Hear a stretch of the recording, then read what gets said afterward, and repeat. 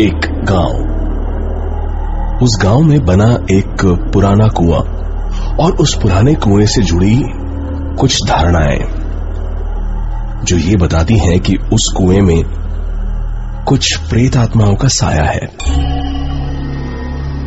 पहले ये कुआं गांव के बीचों बीच था, पर जब धीरे धीरे गांव से लोग गायब होने लगे तो उस कुएं की गहराइयों को भी तलाशने की कोशिश की गई, लेकिन जो भी उस कुएं के अंदर गया वापस नहीं आया। गांव वालों ने उस कुएं को पत्थर डालकर बंद भी करने की कोशिश की, पर अगली ही रात सारे पत्थर गांव वालों की छत पर गिरने लगे।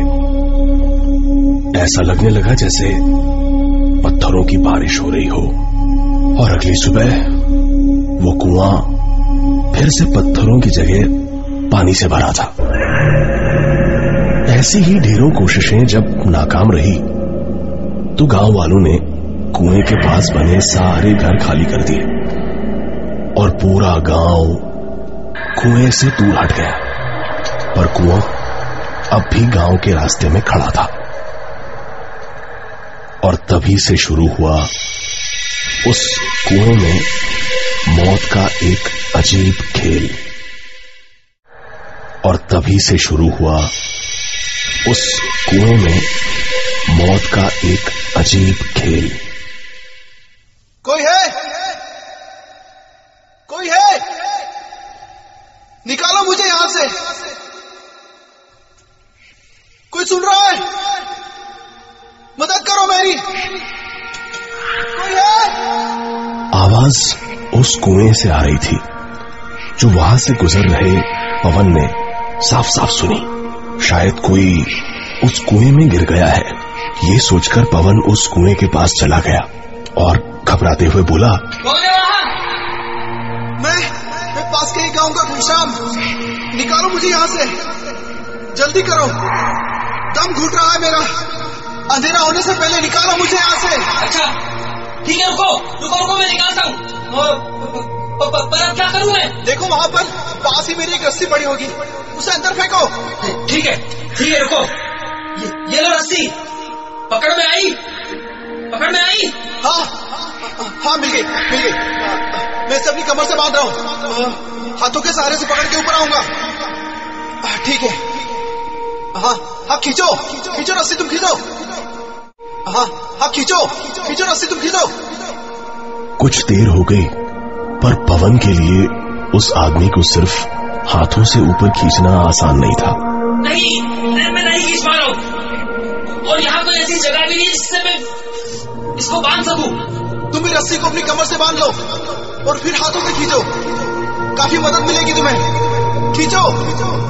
पवन ने वो रस्सी अपनी कमर से बांध ली और पूरी ताकत से ऊपर खींचने लगा। हाँ खींचो, मैं आ रहा हूँ बाहर। हाँ जोर लगाओ पवन, और जोर लगाओ पवन अचानक रुक गया।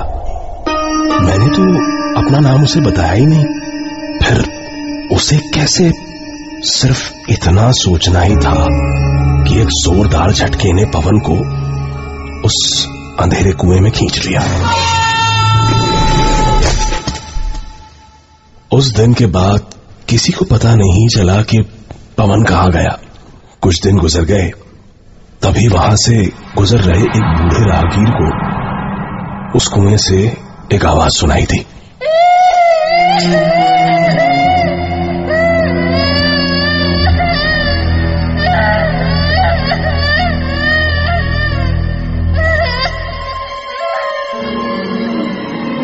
ये किसी बच्चे के रोने की आवाज थी।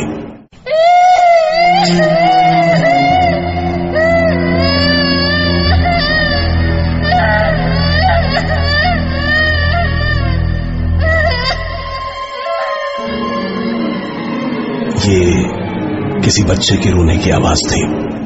उस बूढ़े को लगा कोई बच्चा यहां खेलते खेलते उस कुएं में जा गिरा है। वो बूढ़ा इस कुएं की कहानियां जानता था, इसलिए डरकर कुएं के पास ही खड़ा रहा और मदद के लिए किसी का इंतजार करने लगा। कुछ ही देर में उसे दो राहगीर आते दिखाई दिए। बूढ़े ने उन्हें आवाज लगाई और मदद के लिए कुएं के पास बुलाए। अरे सुनो, अरे सुनो, यहाँ कुएं में किसी का बच्चा गिर गया है। अब मेरी मदद करो उसे बाहर निकालने में। यहाँ कुएं में किसी का बच्चा गिर गया है। अब मेरी मदद करो उसे बाहर निकालने में। बूढ़े के कहने पर उन दोनों राहगीरों ने बच्चे को निकालने की कोशिश की और थोड़ी ही देर में बच्चे को चुप कराकर उससे अपनी कमर पे रस्सी भी बंधवा ली। बच्चे को बाहर खींचना आसान था और आसानी से ही बच्चा कुएं से बाहर भी आ गया। वो कुछ 7-8 साल का बच्चा रहा होगा। दोनों राहगीर और वो बूढ़ा खुश थे कि उन्होंने एक बच्चे की जान बचाई। धन्यवाद बेटा, आज तुम लोग नहीं होते तो पता नहीं क्या हो जाता। तभी एक राहगीर ने कहा, अरे नहीं, इसे हमने नहीं, आपने बचाया है। हाँ बेटा, क्या नाम है तुम्हारा? संतोष। कहाँ के रहने वाले हो तुम? माँ कहाँ है तुम्हारी? माँ नहीं है। अच्छा, पर तुम्हारे बाबा तो होंगे ना बेटा, कहाँ हैं? उस बच्चे ने राहगीर को हंसते हुए देखा और उस बूढ़े की तरफ उंगली उठा दी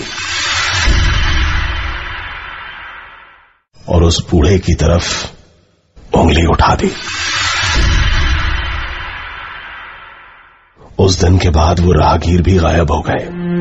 कहा जाता है कि आजादी से पहले इस गांव में बहुत शातिर ठगों की टोलियां रहा करती थी, जिन्होंने कई बार वहां के लोगों और अंग्रेजों को ठगा था। पर एक दिन अचानक अंग्रेज सेना ने गांव पर हमला कर उन ठगों की टोलियों को खत्म कर दिया और मारकर सभी को उस कुएं में डलवा दिया। तब से उन ठगों की आत्माएं आज भी अलग अलग तरीकों से लोगों की जिंदगियों को ठग रही हैं। आज भी उस गांव में उस अंधेरे कुएं का मुंह खुला हुआ है और आज भी कोई मदद को पुकारता है। कोई है वहां?